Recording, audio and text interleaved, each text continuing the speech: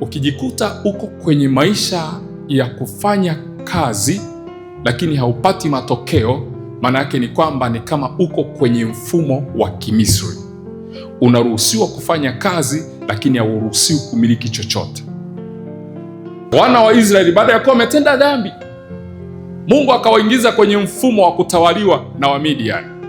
Kwa hiyo kila walichokuwa wanakipata, Wamidiani walikuwa wanakuja wanakichukua.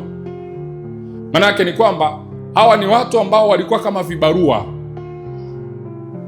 Ukishaona unaishi maisha ya namna hii, ni kama vile unaishi maisha ya Kimisri. Kumbuka wana wa Israeli walipokuwa Misri walikuwa wanaruhusiwa kufanya kazi, lakini walikuwa hawaruhusiwi kumiliki chochote. Wao wamejenga mapiramidi, wao ndo walikuwa wanailisha nchi ya Misri. Ndio maana hata Mungu anapotaka wana wa Israeli watoke utumwani Misri, ilikuwa ni ngumu Farao kuwaachia. Kwa nini? Ndo walikuwa watumwa wa taifa la Misri.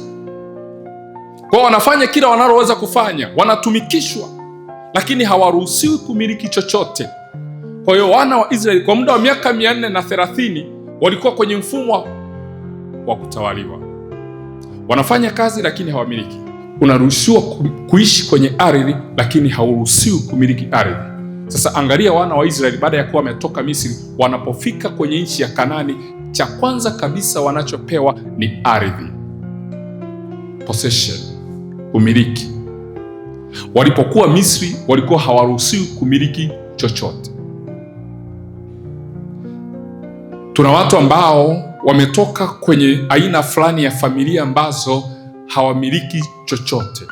Hawamiliki uongozi kwenye nchi, hawamiliki biashara kwenye nchi, hawamiliki hata elimu kwenye nchi wala kwenye familia. Sasa ukishaona kitu au saini kama hiyo iko kwenye familia, ujue kwamba kuna namna hii familia imefungwa kwenye eneo la kiuchumi.